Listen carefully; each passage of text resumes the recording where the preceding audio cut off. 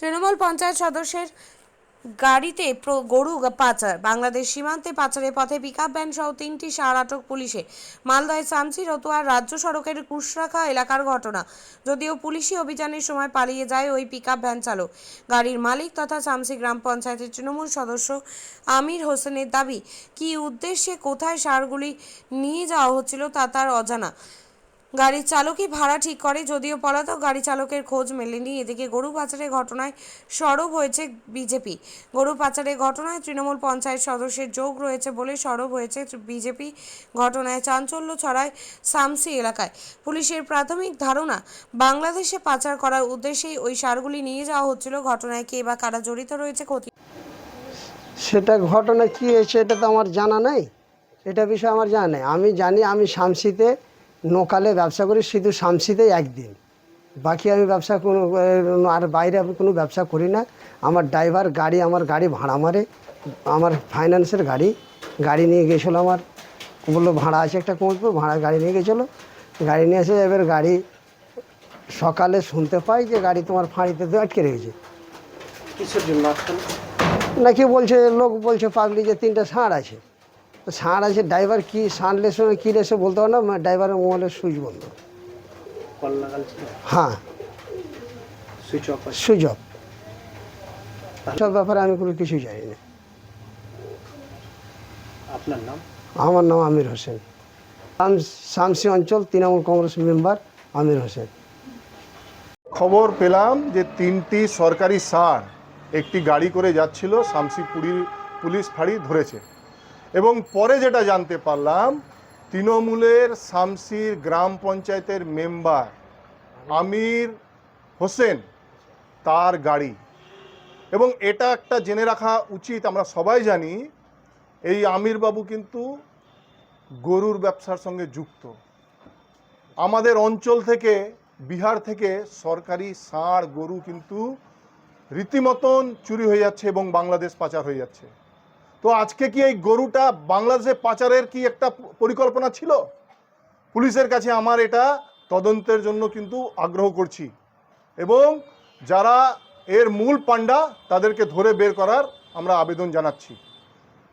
আজকে তৃণমূলের তাবড় নেতা যারা আজকে তিহাড় জেলে আছেন, অনুব্রত মণ্ডল গরু পাচারের সঙ্গে যুক্ত আছেন।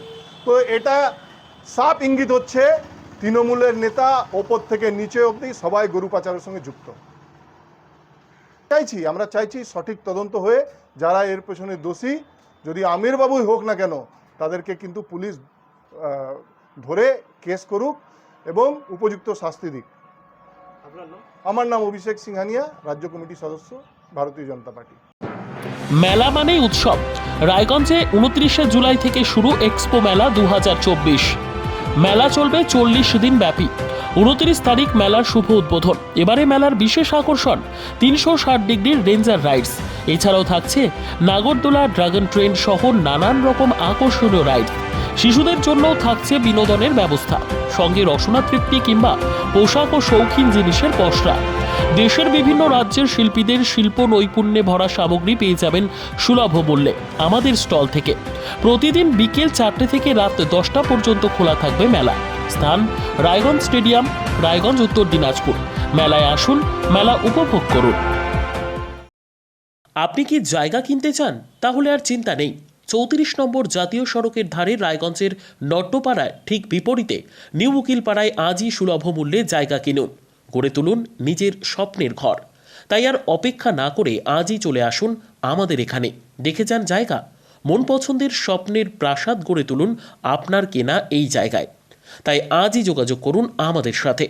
আমাদের ফোন নম্বর 8617827851, 6295828881, 8617033767। তাই আর দেরি নয়, আজই আসুন নিজের পছন্দের জায়গা কিনতে।